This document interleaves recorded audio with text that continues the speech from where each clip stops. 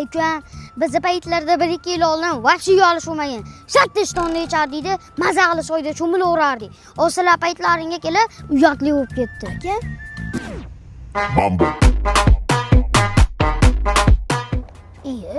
Bizni qishloq qilotdan kelib olibdi bo'libdi. O Sultamat. Qalaysizlar valla? Qana so'rash bu?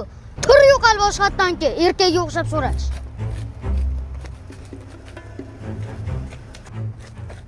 Assalomu alaykum. Polvon, kuching ko'payib ketib qoldimi, qo'lni qisyapsan? Aka.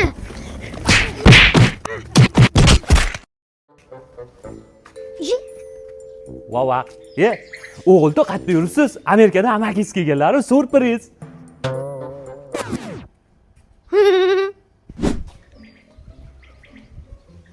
Dadam kelib turganingizni aytishgan yo'q edi.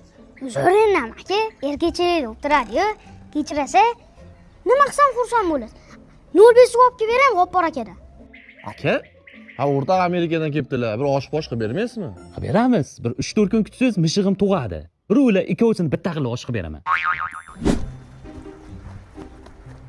Amaki, qayerda yuribsiz? Mana shu. Qana suv bu? Bu Lalanar amaki o'qishlarimizda turadi.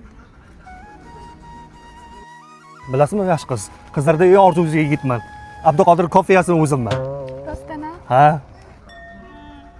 Amaki, mana shu qiz sizga yoqdimi? Gaplashib beraymi? Ha, yoqdi. Ha, bo'ldi, qiz meniki deb hisoblayvering, ha? Hop, gaplashib beraman.